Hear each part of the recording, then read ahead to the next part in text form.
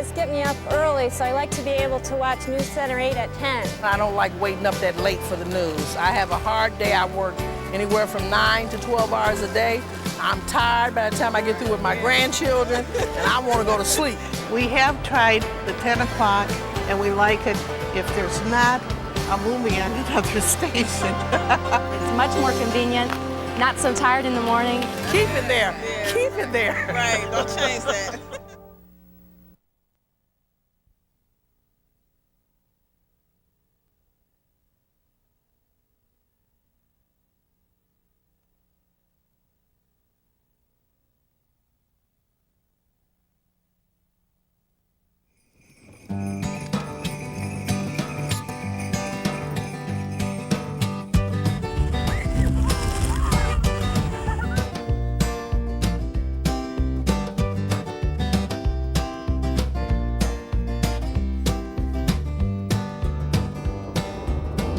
Hi there, I'm Neil Zurcher. Welcome. We've been digging through our old files and we found some of the very best trips we've taken over the past year. We put them together all in this brand new Volume 3 of the Best of One Tank Trips. Come on along. It's hard not to start humming the song Winter Wonderland as you visit the sprawling Cuyahoga Valley National Recreation area between Cleveland and Akron. Here at the Winter Sports Center at Kendall Lake is a great place to do some cross-country skiing, like this skier who said this is one of his favorite places. One of the best in the area. Really? Yeah. Nice rolling hills, and you got the beautiful lake here. A lot of nice scenery out here, though. Park rangers have turned one of the shelters into a warming hut, where on weekends you can find a place to sit and relax, get a cup of hot coffee or chocolate, and warm up. And here's the best part, you and the family can borrow snowshoes here. The cost is right, it's free. All you have to do is leave your driver's license. If you arrive at the right time, you can join a ranger for a guided tour through the Kendall Lake area and some quick lessons on walking on snowshoes. Now, there's one little technique that's kind of neat. All right. That's a little turnaround technique. You just turn that one around. That's right. As far as you can. Now your other one. There you go. I'm standing on myself. Oh, and you can't stand on the snowshoe. No. There you go. That's it. Now bring it around. Hey, Got it. now, where do you normally walk in these things? Well, what's really nice here is we've got the lake trail, which goes all the way around. Oh, that'd be Beautiful trail. You can see where the beaver have been cutting down trees over here. See beaver sign. Fantastic if you want to get a little nature study while you're here too. Incidentally, some running enthusiasts say that running in snowshoes is a great way to build endurance in the winter season. I wouldn't know about that. You can give your family or someone special a real winter treat here on the edge of the national park. This is Carriage Trade Farm on Brandywine Road, where 7 days a week while the snow is on the ground, you can take a real horse-drawn sleigh ride. Let's go, Thor. All righty. We've been giving sleigh rides every day since 3 days before Christmas when it snowed. The ride's about 30 minutes on the farm here, and then after the ride... But in those 30 minutes, you get to travel not just over the 55 rolling acres of Carriage Trade Farm, you also get to travel back into American history, when a crisp, snowy winter's day was filled with the music of sleigh bells, the steady cadence of horses' hooves, and the sting of icy crystals against the face. You become part of a living Currier and Ives lithograph.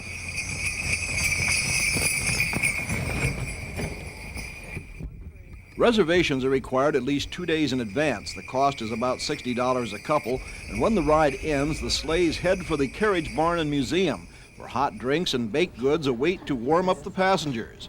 I couldn't help but ask Wade Johnson if he ever felt the urge while driving the sleighs to suddenly burst into a chorus of jingle bells. No, I don't, but many of the people that are riding in the sleighs do like to sing. So we encourage it. If they want to sing, that's just great. We'll join in, but we don't lead it. The Cuyahoga Valley National Recreation Area, and it's just a one-tank trip.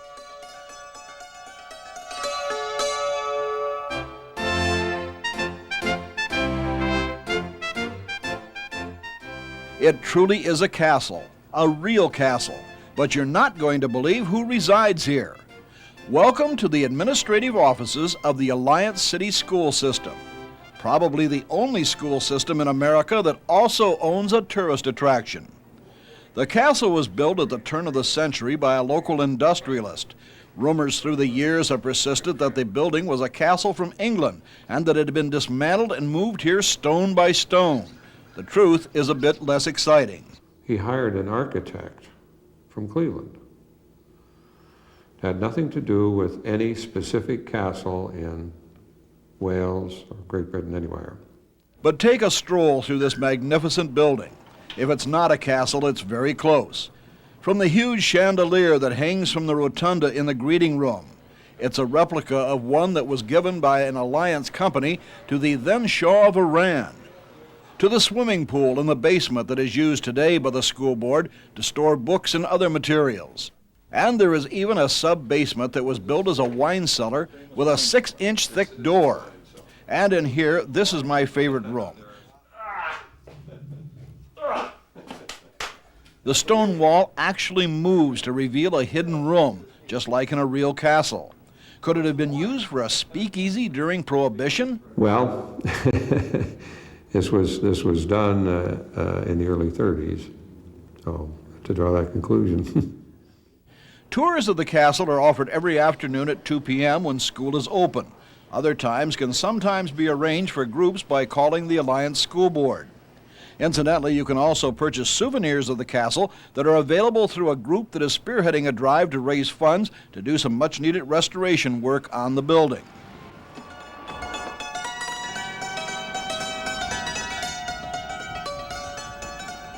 In the early morning light, it almost looks as though a castle stands guard over Chatham, Canada. This is the local armory. And like its English counterpart, Chatham, Canada also has a Thames River that flows through the community. In fact, if you took a boat from Cleveland, you could sail right up the Thames to Chatham. This is a proud Canadian community, and you'll find Canadian flags on nearly every lamppost. But the reason we came here to Chatham was to show you this hotel. A hotel like you've never seen before. Come on and take a look. This is the Wheels Inn, and it has more amenities than a cat has lives. Let's start with a swimming pool. It's always a busy place, and they also have 2 of them. There's also the shuffleboard courts, lots of fun for young and old. And there is the area set aside for table tennis. And are you ready for this? An inside water slide that stretches out over 200 feet and is over 2 stories high. But this is just the beginning. There's also this spa that offers manicures, massages, and even facials to make you feel young again. And by the way, the spa is co-ed. That means you guys are invited too. This is very nice. And did I mention the hotel also has racquetball courts and a fitness center with all the latest exercise equipment that's available to hotel guests? And for the kids, there's what they call the Wild Zone, a game room with all the latest in arcade-type games that appeal to kids from 6 to 60. And there's more. This bowling alley with over 20 lanes and even bumper bowling for the little and big bowlers, a place where they can work on their skills. Did I mention the hotel also has tennis courts? They do, and they also are available to guests at an additional cost. And for golfing fans, they have an 18-hole professionally designed inside miniature golf course. The man who presides over all of this is General Manager Patrick Burrows. 7 acres of fun. And to underscore that statement, Burrows took me on a ride on the hotel's newest attraction, bumper cars.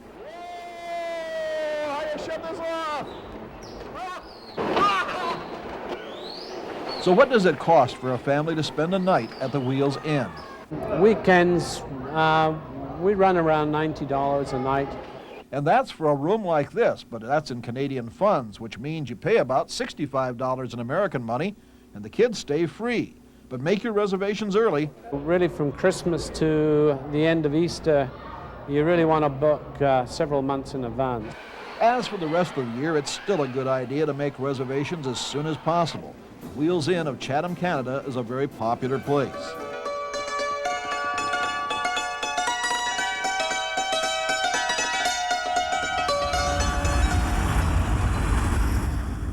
The flowering trees of downtown Delaware, Ohio perfume the air this time of year. Springtime makes this small town one of the truly beautiful spots in the Buckeye State. A musician offers an impromptu concert on a park bench with his keyboard.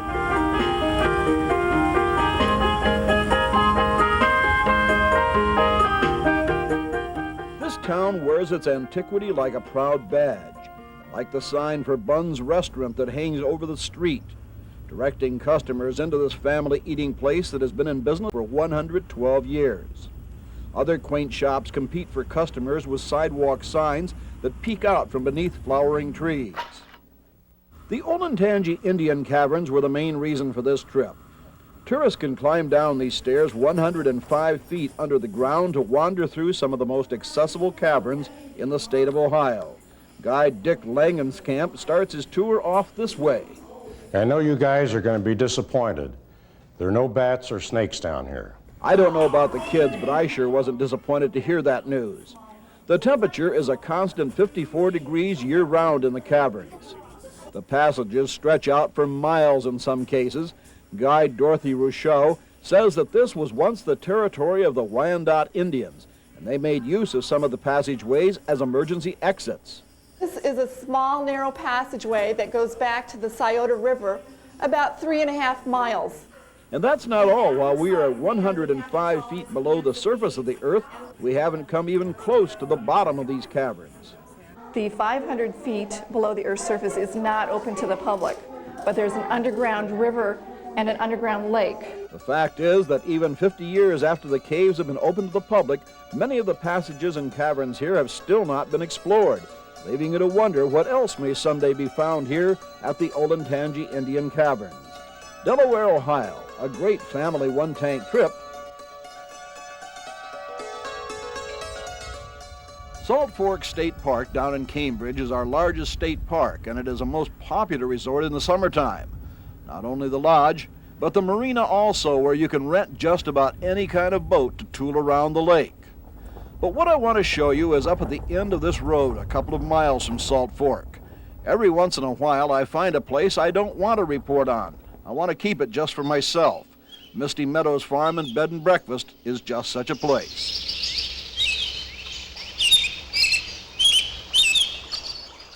For starters, it's a lovely bed and breakfast. They have 3 rooms, all with private baths. Each one is decorated in a different style. Owner Vicki Gowdy leaves fluffy robes for 2 on each bed and a dish of her homemade chocolate chip cookies. Out here on the deck overlooking the orchard is the bubbling spa, big enough for several people. And right next to it is the sauna. But it's the location, right in the middle of their 150-acre farm, that guarantees privacy. The idea here is peace, serenity, quiet. There are literally miles of manicured trails that wander over hills, through meadows, and past their stocked fishing lake that you can also use. There's a small charge for bait. You bring your own tackle, but we do have tackle available at a small charge. They also have 2 friendly horses that appreciate any treats the guests may share with them. And if you own a horse, bring it along. They also offer bed and breakfast for your horse, and there are lots of trails to ride. If you don't have a horse, Jim Gowdy, Vicky's husband, will hook up his hay wagon and give you a ride around the farm.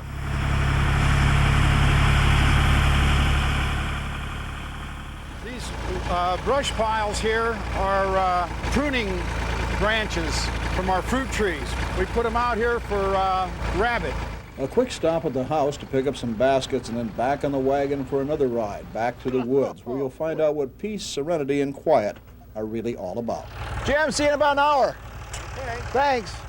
But even with all those amenities we've just shown you, there is one other reason you might want to come here to Misty Meadows Bed and Breakfast. They bring you by wagon ride all the way to the end of the farm on a hilltop overlooking the beautiful valley down below. And here you're left alone in seclusion to eat your lunch for as long as you want to stay out here. And what food it is: rock Cornish hens, wild rice, even fresh strawberries, and chocolate sauce for dipping.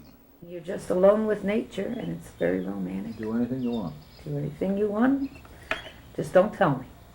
Nobody's looking.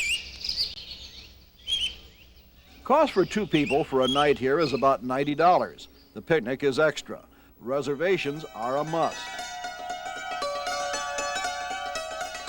Over here on the eastern border of Ohio, along Ohio Route 7, are some things you really ought to see. The town of Columbiana, for example, is one big antique store.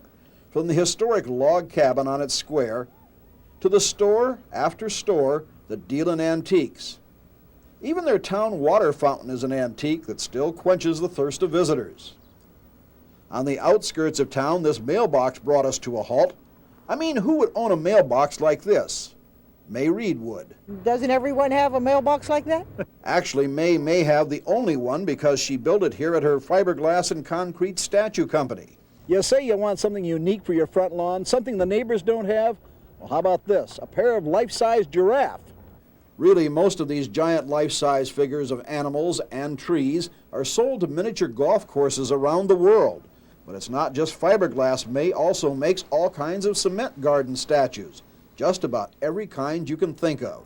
If you want to start with A, we sell concrete asparagus. And I said if we can sell concrete asparagus, we can sell anything. And so she does, from congregations of religious statues to hundreds of oriental figures with 5-foot-tall fiberglass gorillas thrown in for good measure. May is open for business Monday through Saturday. Oh, by the way, what's a pair of life-size giraffes cost? If you have to ask, you can't afford it, probably. Simply give it a score, center it in the middle, give it a gentle squeeze. Amazing. Easy as that. A bit further down State Route 7 and you come to the tiny town of Rogers, Ohio, which on Fridays is home to the largest flea market in Ohio. It's sort of like the circus and the county fair all came to town on the very same day. It's like a dog on a stick. It's like a frozen banana on a stick, only it's a little more sour. And there is the auction house. 14, $14, $15, $15 in about 14, you get $15 in about 14, down, you can get $15. The auction goes throughout the afternoon and into the evening, selling plants, vegetables, and produce. Outside, thousands fill the aisles on a nice summer's day. It's not unusual to find nearly 1,000 vendors set up, selling out of the trunks of their cars and their trucks, spreading their wares on the ground. It's a family type of place where a little shade is a great place for a nap while the activity swirls around them. This has been going on for 39 years now on Fridays. There's also food to be found at a flea market, heavy, stomach-filling food. We got gyros here and Italian sausage, big steak sandwiches. A flea market to some is just a collection of junk, but to others it's a chance to help the ecology by recycling the cast-offs of our society. I'm not sure which side of the fence this vendor was on.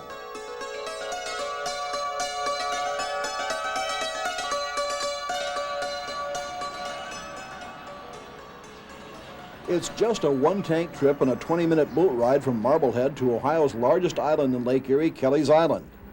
Here on board the Newman ferry boat, Kelly Islander, I had a chance to chat with Captain Paul Berger about some of the strange things he has carried to the islands. Oh, let's see. Swimming pools. I brought a swimming pool to the island one time, a fiberglass prefab swimming pool. Houses, the modular homes that come in 2 parts, you know, they come in a half at a time. We've carried those across. Dead people, live and dead bait for the fish, the bait stores on the island. We've carried cement trucks, lumber trucks, semis. As I said, the ride takes just about 20 minutes, and during summer months of July and August, the Newman Ferry Line runs every half hour during daylight. Kelly's Island doesn't have the glitz of nearby South Bass Island and Put-in Bay. It still has a small town, small island flavor that it's always had. Lots of friendly folks here.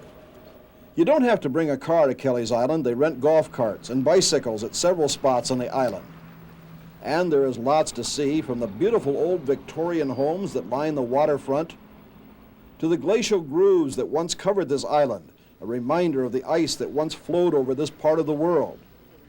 And if you like to go camping, there is this place, Kelly's Island State Park. I didn't bring a tent, but I did bring a few amenities like a picnic table and a beach umbrella.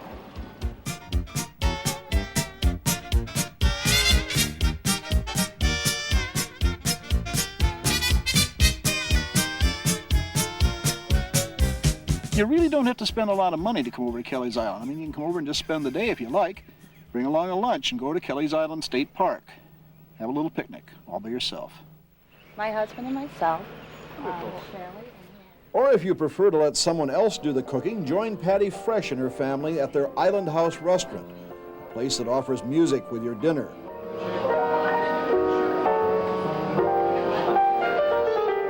And an extensive menu that offers everything from sandwiches to full-course dinners at moderate prices. One of the specialties is seafood. Take a ride or a walk around the island and discover some of the delightful bed and breakfasts that are springing up. Well, there's 10 now. There was 7 when we came here about 6 years ago, and now there's 10. And we need them. Newford offers such things as this large room with a private bath that has a whirlpool for 2. He also has a swimming pool for guest use, as well as a great room that offers pool table and giant TV. But what really sets the Fly-In apart is the offer of an aerial tour of the island. Ken, you see, is a licensed commercial pilot, and the Fly-In is located right here on the runway. Ready to go. You ready to go? I'm ready. All right. No loop-the-loops, though. I can't handle that. Okay. Don't let the helmet and goggles fool you. Ken behind the controls is a skilled pilot. He gives you a half-hour sightseeing flight that offers bird's-eye views of the famous Kelly Island sandstone quarries. A chance to see the glacial grooves from the air. Up here, you can truly appreciate the beauty of these Lake Erie Islands. If you'd prefer to move at a slower pace, how about this? At the airport, you are met by a horse-drawn carriage that carries you down these country roads to the Sweet Valley Inn, a 102-year-old restored Victorian mansion where the hostess is waiting in the yard to greet you. Welcome to Kelly's Island. Thank you. What you will find inside is an antique-filled home where each room has its own theme, complete with antiques to match. The range for rooms at bed and breakfasts on the island is from $60 to about $120 a night, and since there are only about 40 rooms available on the entire island, reservations are a must. Kelly's Island and Lake Erie, a great summer getaway, and it's just a one-tank trip and a short boat ride away.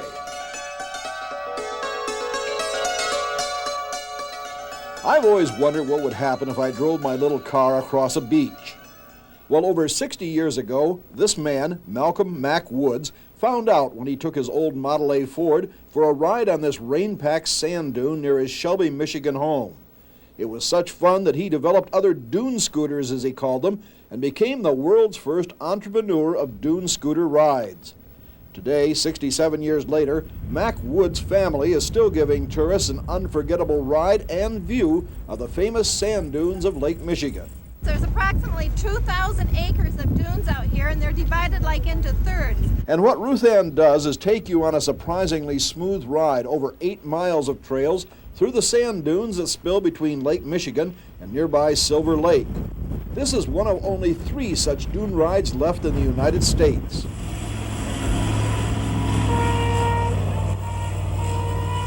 The dunes are considered to be alive since the wind can blow the sand and move the dunes around the landscape.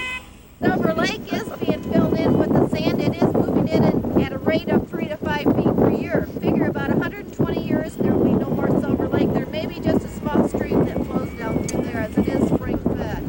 These dune scooters are converted 4-wheel drive international trucks that have been customized to travel in the dunes, while carrying 18 to 20 passengers at a time.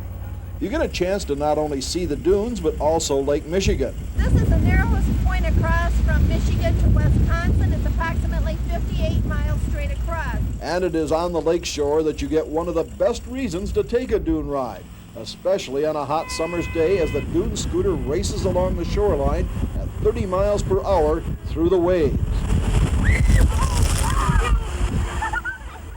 In a matter of minutes, you're back in the dunes, and the reflected heat from the sand helps warm and dry you.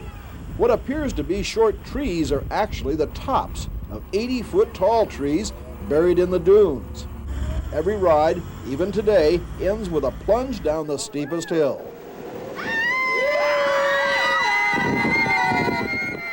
The dune scooters of Michigan are a vanishing bit of Americana.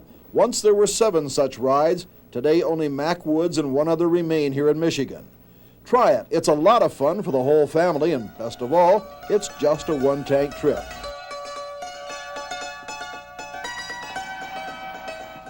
A lot of us have dreams of going to the Caribbean and spending our vacation on tall ships, like these graceful greyhounds of the sea, with sails like clouds.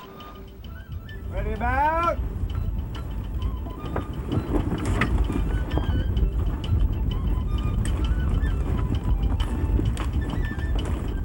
Well, you can have that adventure, and all you have to do is come next door to Michigan. This is the tall ship Malabar. Its home port is Traverse City, Michigan. And daily during the summer and early autumn, the Malabar takes tourists on a day cruise of Grand Traverse Bay. It's a good-sized bay, and the thing that's nice about sailing here is that we have great wind, but the waves are not at all like they would be out in Lake Michigan. Malabar is 105 feet long with a beam of 22 feet and has a displacement of over 100 tons. What that all means is that even if it gets rough out here on the bay, it's no problem for the Malabar. Malabar was built for the ocean, so she's very steady relative to most smaller vessels. She's also capable of carrying up to 46 passengers for a 2-hour cruise 3 times a day. In fact, when it comes time to raise and lower the sails, the passengers are invited to get involved and help the crew, like Cynthia Patak of Mayfield Heights, who had taken the cruise with her family to celebrate her mother's birthday.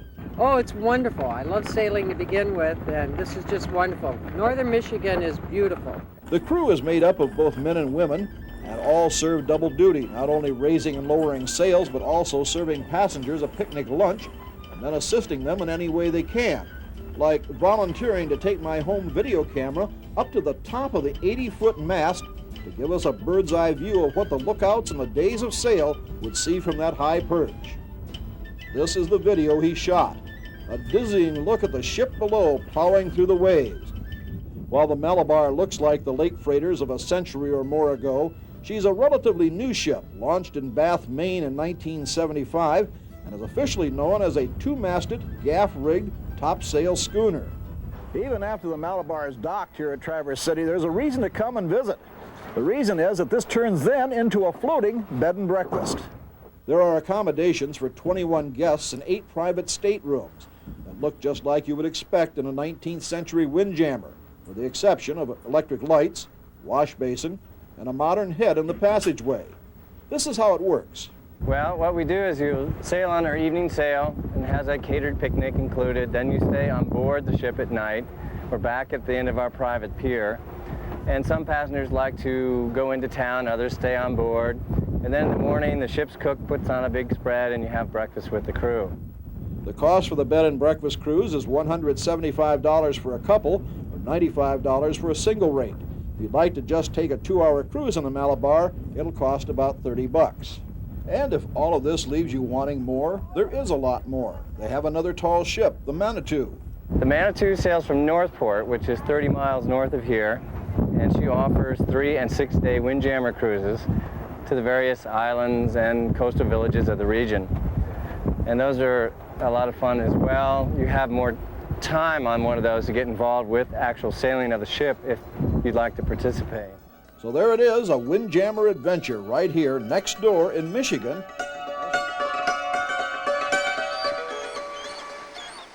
Morning. Morning at Pulaski, New York, on the eastern tip of Lake Ontario. The old Selkirk Lighthouse still stands guard as fishermen head out in the autumn for some of the best salmon fishing on the Great Lakes. The spawning salmon fill the rivers here, and fishermen, young and old, line the river banks, hoping to catch some of the record-sized fish. You got your Atlantics and your cohos. The Atlantics is an Atlantic Ocean fish, and they will spawn year after year. They don't die. We watched 12-year-old Tim Landfear, who was playing hooky from school, hook a big one and spend the next 30 minutes trying to land it. Finally, Bennett jumped into the boat with him and helped him pull it in. The fish was nearly as big as young Tim. You weren't in school today, were you? Mama let me skip. Okay, and how many did you catch today? 1 so far. Just him, huh? Yeah. And he weighs about how much? I don't know. It turned out that the fish weighed in at nearly 20 pounds. Tim said he plans to eat the fish. The fishing season here lasts through late October, and then the trout start running through much of the winter. Truly a fisherman's paradise. For lunch, we drove about an hour north to the tiny town of Clayton, to the Thousand Island Inn, where the salad dressing bearing the same name was born.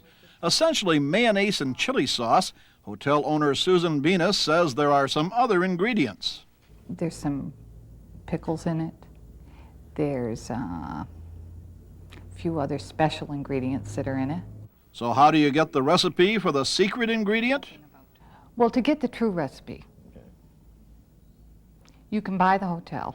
That's the only And way to I'll get- give you the That's recipe. the real recipe. I decided instead just to buy a bottle of the dressing to enjoy at home. Heading back to Pulaski, we decided to spend the night at the Selkirk Lighthouse, the only lighthouse in the Great Lakes that you can rent by the night or by the week. Reservations here are almost absolutely essential. We book, because of the fishing season here, a year to a year and a half in advance. Anything inside of that is pretty much catch as catch can. If you're lucky to find an open night, this is what you get for $100 a night. It isn't the Ritz, but it does have 3 bedrooms, a modern bathroom, a kitchen, and a lot of history. It was constructed in 1838. Although it was officially deactivated in 1858, we have evidence that proves it was reactivated in 1877 as one of the first life-saving stations on Lake Ontario. And today it is again a working lighthouse officially sanctioned by the Coast Guard, although the light is now an automated one that does not require a caretaker. If you do decide to rent the lighthouse for a night, what do you have to bring with you? Clothes on their back and groceries if desirable. That's it. Everything is completely furnished, outfitted, down to the blankets and linens, as you can see here. Even color cable TV, right, everything. All the appliances, pots, pans, dishes, and everything necessary. One place you're not allowed is up at the top of the light. That's because this is still a working lighthouse, and Jim is the only one certified to be up there where the light is. He says when he stands up there looking out at Lake Ontario, he feels a kinship with the lighthouse keepers of the past. You can't beat the view here, and you just try to envision yourself in the shoes and times of the people who worked here for a living, who were in the business of protecting shipping, saving lives, and what have you. And if you still need a reason to visit here, then there are the sunsets. The locals proudly point out the National Geographic magazine has proclaimed this area as producing some of